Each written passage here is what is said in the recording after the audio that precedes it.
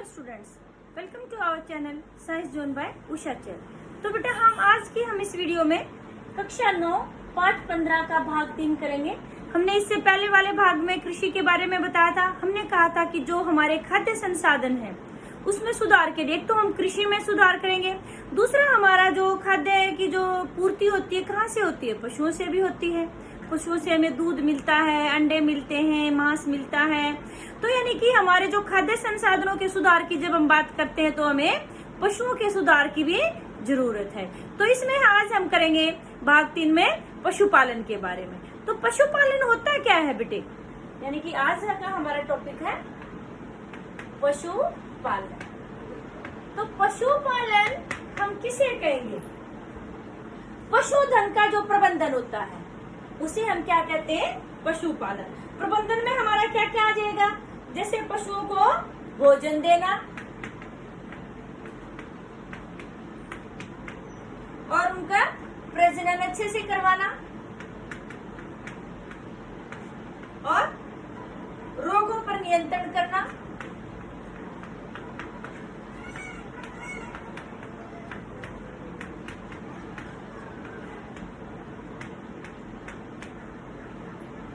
आदि। तो यानी कि पशुपालन हम किसे कहेंगे? पशुओं का उचित प्रबंधन करना, जिसके अंतर्गत हम उनको भोजन देना, प्रजनन करवाना और रोगों पर नियंत्रण करना आदि कार्य सम्मिलित है। तो ये क्या कहलाता है? पशुपालन।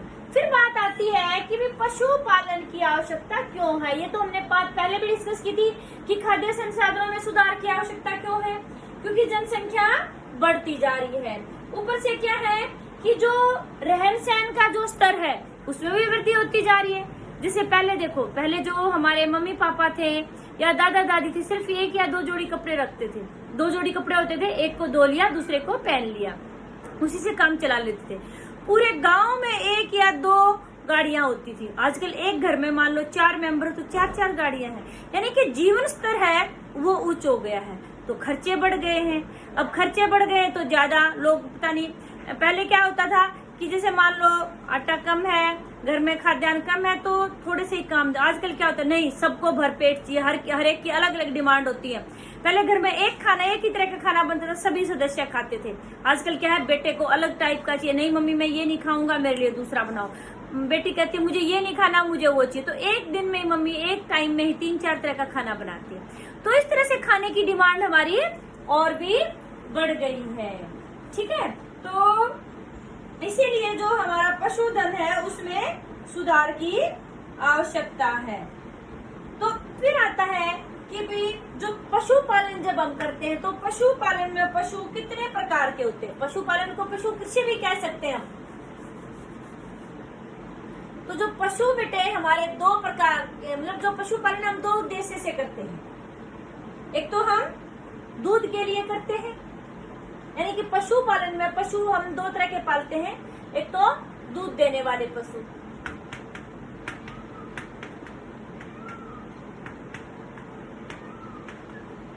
और दूसरे हैं हमारे कृषि कार्य के लिए पशु।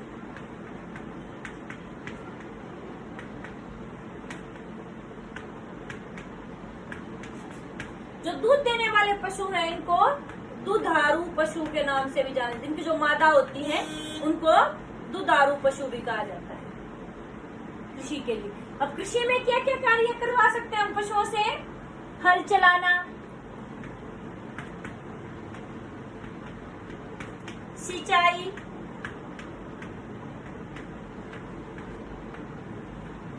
और बोझा ढोना आदि।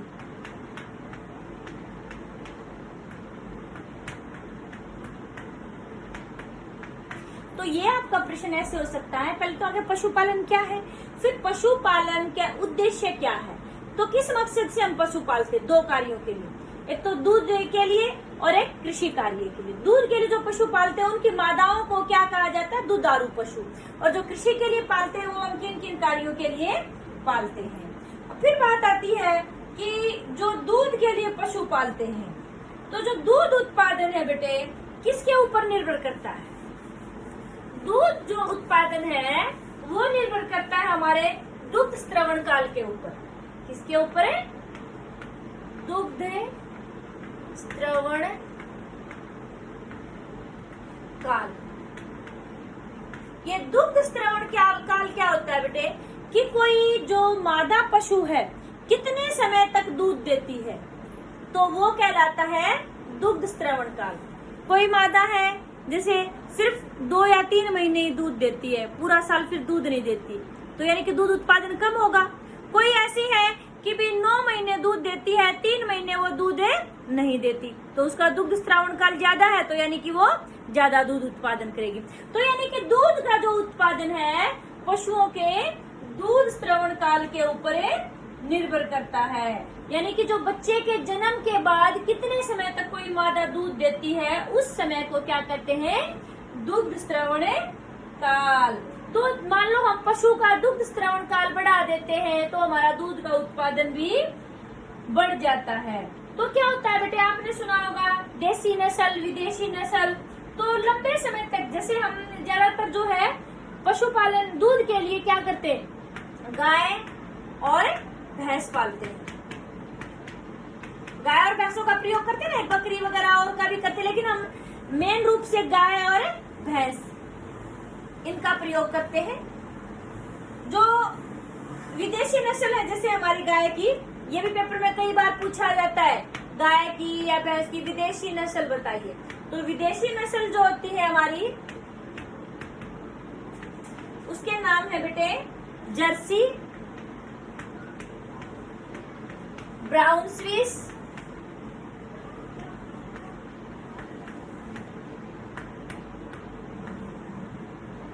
ये है हमारी। तो इन जो ये विदेशी नस्ल है बेटे, इनका दुग्ध स्त्रावण काल अधिक होता है, ये लंबे समय तक दूध देती है विदेशी नस्ल जर्सी और ब्राउन स्विस। लेकिन इनके साथ दिक्कत क्या है कि ये जल्दी बीमार हो जाती है, यानी कि जो इनकी रोग प्रतिरोधक क्षमता है वो कम है। और देसी नस्ल हमारी गाय की, ये पेपर में कई बार आपके जो कॉम्पिटिटिव एग्जाम्स होते हैं उसमें पूछा जाता है गाय की देसी नस्ल, गाय की विदेशी नस्ल। तो देसी नस्ल में हमारी आती है रेड सिंधी,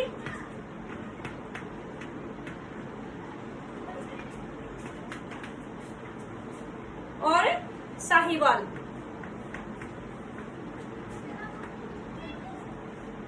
गिर गाय, ये सब आती है। इनके क्या होता है बेटे, हमारी जो देसी गाय होती हैं इनकी रोग प्रतिरोधक क्षमता बहुत अधिक होती है, लेकिन क्या होता है, इनका दुग्ध स्त्रावण काल कम होता है। तो अब देखो, एक ऐसी है जो दूध ज्यादा देती है एक नस्ल ऐसी है जो बीमार कम होती है। मान लो हम संकरण करवा करके ऐसी, जैसे हमने जब फसल के बारे में पढ़ा था तो कहा था कि जो नई किस्म बनाते हैं अच्छे गुणों वाली, तो क्या करते हैं, संकरण करवाते हैं। तो हम इन दोनों गायों का संकरण करवा दें तो जो नई गाय होगी उसमें अच्छी गुण वाली होगी, दुग्ध स्त्रावण काल भी उसका अधिक होगा, यानी कि दूध भी लंबे समय तक देगी और बीमार भी कम होगी। तो इस तरह की गाय को हम बोलते हैं हाइब्रिड गाय, यानी कि दोगली गाय जिसको कहते हैं। ठीक है, फिर बात आती है बेटे कि हम जो है पशुपालन करते हैं, तो हमने वैरायटी अच्छी देख ली, नस्ल देख ली, कौन सी अच्छी है, दूध ज्यादा मिलता हो जिसे, तो फिर ऐसे ही खाली हम दूध के लिए पशु नहीं पालते, उसकी उचित देखभाल करनी पड़ती है।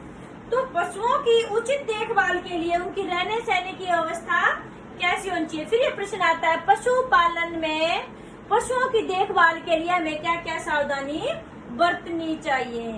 पहली बात है कि भी हमें दूध स्वच्छ मिले और हमारा जो पशु हो बीमार नहीं हो, तो क्या करना चाहिए, प्रतिदिन उसके ऊपर ब्रश से, जो उसके ऊपर धूल मिट्टी चिपकी होती है या फिर उसके बाल झड़ जाते हैं, तो हम ब्रश उसके ऊपर रगड़ेंगे तो क्या होगा, उससे हमारी जो गाय या भैंस जो है वो साफ रहती है एकदम से। उसके ऊपर हमारा जो दूध निकालेंगे तो उस दूध में भी धूल मिट्टी नहीं गिरेगी।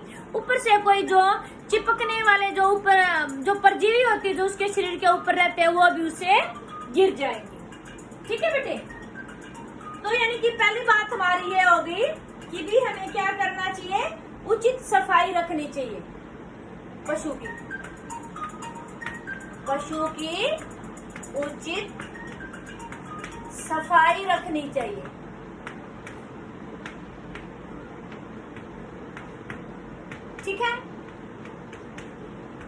उसको प्रतिदिन स्नान करवाना चाहिए।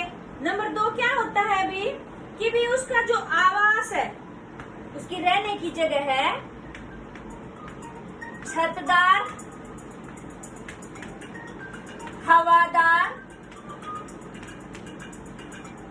तथा फर्श ढलान वाला होना चाहिए।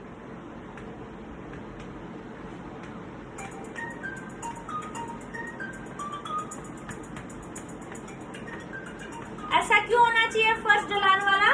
क्योंकि मान लो वो जो पशु है हमारा पेशाब वगैरह करता है तो वहीं पर उसका पेशाब इकट्ठा ना हो, नीचे से ढलान वाला फर्श होगा तो उससे बाहर चला जाएगा। और जो हमारा उसका आवास होता है उसमें रोशनदानी होनी चाहिए, यानी कि हवादार होना चाहिए, जिससे कि हमारा जो पशु है उसका स्वास्थ्य अच्छा रहे और जो उससे उसको गर्मी भी नहीं लगे, सर्दी भी नहीं लगे और वर्षा भी नहीं लगे। ठीक है, तो ये तो थी उसके आवास से संबंधित।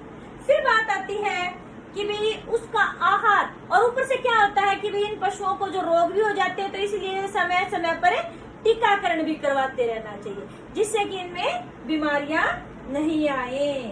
फिर आती है कि भाई पशुओं के लिए आहार कैसा होना चाहिए। डेयरी पशु यानी कि जो दूध देने वाले पशु हैं उनका आहार कैसा होना चाहिए। दूध देने वाले पशु को डेयरी पशु भी बोलते हैं।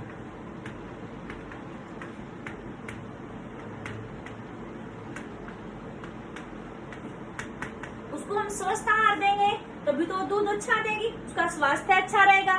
दूध ज्यादा देगी और दूध की जो क्वालिटी होगी, गुणवत्ता होगी, वो भी अच्छी होगी। तो इसमें हमारा 2 प्रकार का आहार होता है बेटे। एक तो मोटा चारा, इसके अंदर आता है हमारा रुक्षांश यानी कि रेशे। ठीक है, और दूसरा हमारा होता है सांद्र। इसमें क्या होते हैं, रेशे कम होते हैं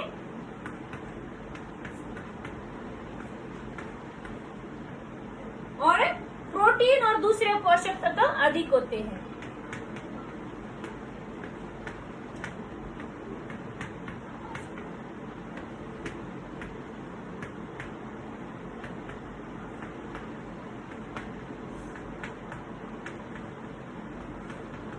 ठीक है बेटे, तो यानी कि जो हमारे डेयरी पशु हैं उनका खाना कैसा होता है, 2 प्रकार का। एक तो मोटा चारा, मोटा चारा यानी कि रेशा, जैसे आप ये जवार डालते हैं, बरसीम डालते हैं, तो जो हरा चारा डालते हैं वो आपका आ गया मोटा चारा यानी कि रेशे के अंदर। दूसरा हमने कहा कि सांद्र, सांद्र यानी कि उसमें रेशे कम, प्रोटीन और पोषक तत्व अधिक होते हैं। इसमें क्या होता है, जो ये खल बिनोले वगैरह, जो चूरी वगैरह ये डालते हैं, ये बेटा हमारा आता है सांद्र के अंदर। जो ये सांद्र है ये किसके लिए जरूरी होता है कि जब उसका दुग्ध काल होता है, दुग्ध स्त्रावण काल, जब वो पशु दूध देता है तो इसकी ज्यादा जरूरत होती है। मान लो जब दूध नहीं देता तो खाली मोटे चारे से भी काम चल सकता है, लेकिन ये कब जरूरी है, दुग्ध स्त्रावण काल के समय में। और उसमें हम क्या करते हैं, पशुओं को जो दुग्ध स्त्रावण काल के समय संतुलित आहार देते हैं, उसमें कुछ सूक्ष्म पोषक तत्व और भी मिलाए जाते हैं। जैसे दूध ज्यादा देता है हमारा पशु तो उसमें और हम क्या मिलाते हैं, कैल्शियम उसको एक्स्ट्रा देते हैं, क्योंकि कैल्शियम की कमी हो जाती है और उसके दूध का जो गुणवत्ता होती है वो भी अच्छी नहीं रहती, तो इसलिए उसको कैल्शियम भी दिया जाता है साथ में।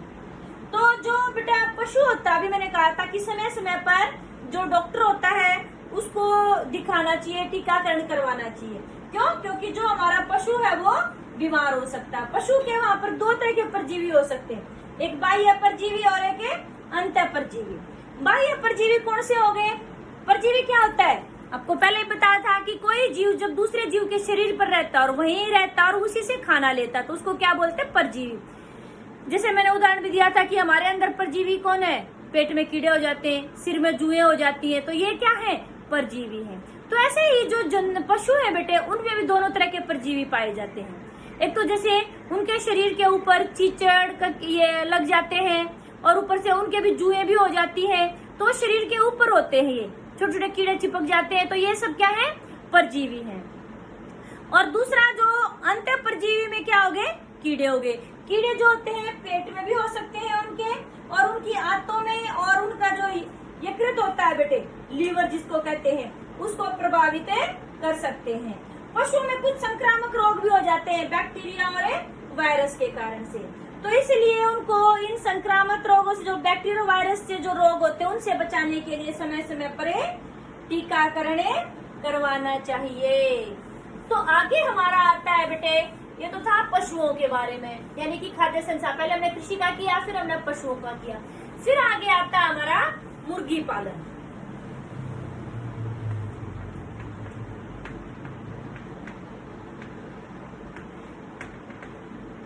मुर्गी पालन को एक और नाम कहते हैं कुक्कुट,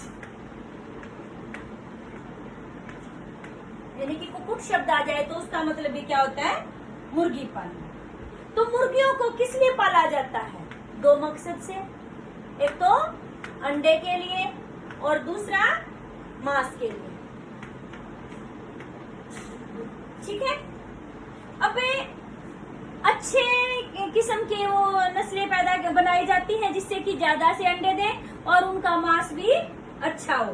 तो इसके आधार पर हमारी जो मुर्गी पाए, यानी कि वो क्या जो है मुर्गियां दो प्रकार की होती हैं, एक तो होती है लेयर और एक होती है ब्रोलर। कि हमने किस मकसद से वो उसको पाला है, तो उसके आधार पर हमारी दो प्रकार की हैं। जो अंडों के लिए हम पालते हैं उसको बोलते हैं लेयर, यानी कि लेयर जो मुर्गी है हमारी किसके लिए है, अंडों के लिए, और ये हमारी है मांस के लिए। इनमें अंतर आता है, लेकिन जो मुर्गियां अंडों के लिए पाली जाती हैं वो लेयर कहलाती हैं, और जो मांस के लिए पाली जाती है वो ब्रोलर कहलाती है। लेयर को अंडों के लिए पालते हैं तो कम से कम 20 हफ्ते के बाद वो अंडे देने स्टार्ट करती है, और ये 6 या 7 हफ्ते के बाद मीट के लिए, यानी कि मांस के लिए तैयार हो जाते हैं, जो ब्रोलर होते हैं। जो ब्रोलर होते हैं बेटे, इनको ज्यादा वसा और प्रोटीन वाले भोजन की जरूरत होती है। अधिक प्रोटीन और अधिक वसा वाला भोजन दिया जाता है जिससे कि ज्यादा स्वस्थ हो और इनकी जो मृत्यु दर है वो कम हो, यानी कि ज्यादा से ज्यादा मांस का उत्पादन हो। इसलिए इनको क्या किया जाता है कि कम प्रोटीन वाला भोजन दिया जाता है। ठीक है, तो ये था आपका लेयर और ब्रोलर में अंतर। फिर आता है कि भी जैसे यहाँ भी जैसे हमने बताया था कि गाय की देसी किस्में और जो हमारी जो विदेशी किस्में भी बताई थी, यानी कि विदेशी नस्ल और देसी नस्ल। ऐसे ही हमारी जो मुर्गियां होती है बेटा, उनमें भी देशी और विदेशी नस्ल पूछ लेते हैं कई बार। जैसे हमारी एसिल, आपकी किताब में दिया हुआ है इसका चित्र भी, एसिल जो है हमारी वो क्या है, देसी नस्ल। और जो आपकी लेग हॉर्न है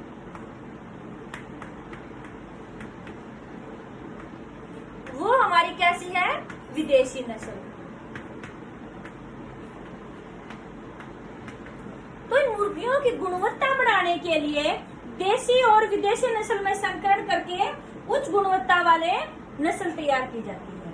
तो उच्च गुणवत्ता वाली नस्ल में क्या क्या उसके अंदर गुण होने चाहिए, तो जो हमारी मुर्गी है उसकी अच्छी गुणवत्ता वाली नस्ल हम किसको कहेंगे, पहली बात कि जो चूजे देती चूजों की संख्या अधिक हो,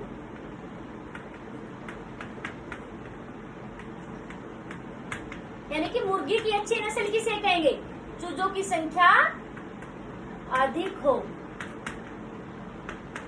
ठीक है, नंबर 2, चूजों की गुणवत्ता भी अच्छी हो,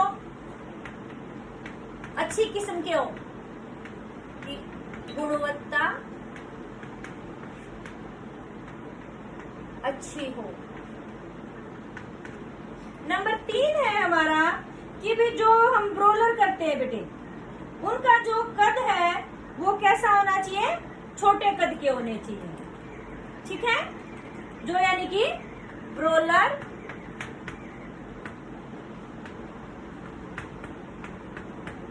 छोटे कद के होने चाहिए। ब्रोलर कौन से थे जो मांस के लिए,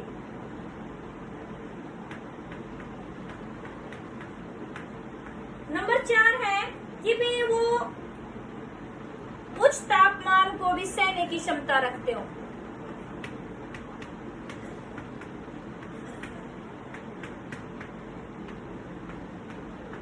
उच्च तापमान को भी सहने की क्षमता रखते हो।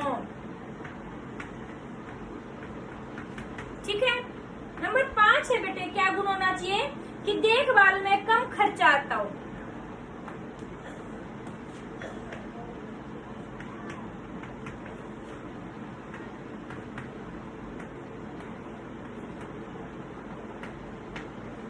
इनकी कम देखभाल की जरूरत हो। और नंबर 6 है कि जो कृषि उत्पादों से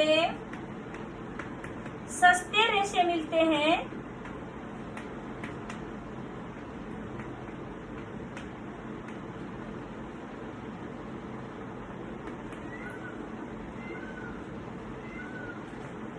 उनसे ही भोजन प्राप्त कर सकें,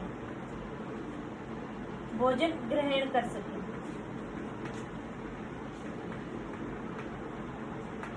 तो बेटा ये थी हमारी कि भी हम मुर्गी की अच्छी नस्ल किसे कहेंगे। चूजे अधिक देते हो, चूजों की गुणवत्ता अच्छी हो, जिसमें जो ब्रोलर बने हैं उनका कद छोटा होना चाहिए, और तापमान अधिक हो जाए तो उसको भी सहन कर जाए, जल्दी से वो मरे नहीं, और देखभाल पर खर्चा कम आता। और कृषि उत्पाद में ही जैसे हमारे गेहूं वगैरह होते हैं, इसमें उगाते तो हमारे खरपतवार उग जाती है, उसमें छोटे छोटे दाने और बहुत सारे निकल जाते हैं। जो खरपतवार वगैरह के दाने होते हैं उन्हीं को वो भोजन के रूप में ग्रहण कर ले। तो इस तरह से हमारे जो है कि भी हम उस किस्म को अच्छी किस्म मानते हैं। फिर बात आती है कि भाई जो मुर्गी पालन में भी फिर हमें क्या क्या सावधानियां रखनी चाहिए मुर्गी पालन के समय, किन किन प्रबंधन की जरूरत है हमें मुर्गी पालन के समय। तो यानी कि सबसे पहली बात कि भी जो आवास जो है उचित तापमान का होना चाहिए, तापमान वाला व हवादार होना चाहिए।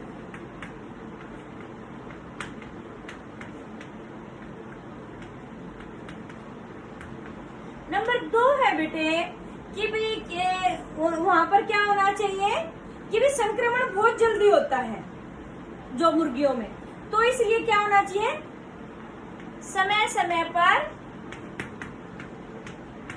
संक्रमण से बचने के लिए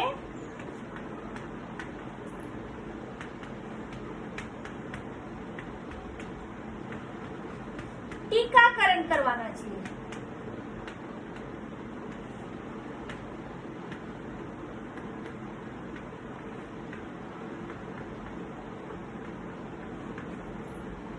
ठीक है बेटे। और तीसरी बात, मुर्गियां क्या होती है गंदगी में बहुत जल्दी बीमार हो जाती है और उनका मृत्यु दर भी बहुत अधिक हो जाता है, तो स्वच्छता का विशेष ध्यान रखना चाहिए।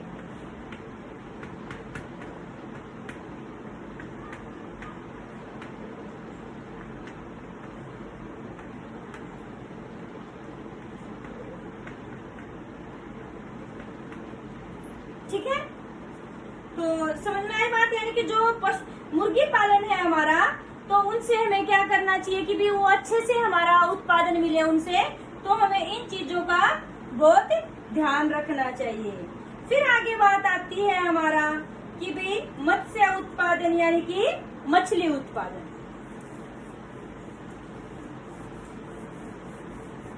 जो मछली उत्पादन वाला टॉपिक है बेटे, उसको हम नेक्स्ट वीडियो में करेंगे। कि उम्मीद है आपको ये समझ में आया होगा। फिर भी आपको किसी टॉपिक में कोई डाउट लगती है तो आप कमेंट सेक्शन में जाके अपने डाउट से क्लियर कर सकते हैं। आपको वीडियो अच्छी लगी तो शेयर और लाइक जरूर करें। थैंक यू बेटे।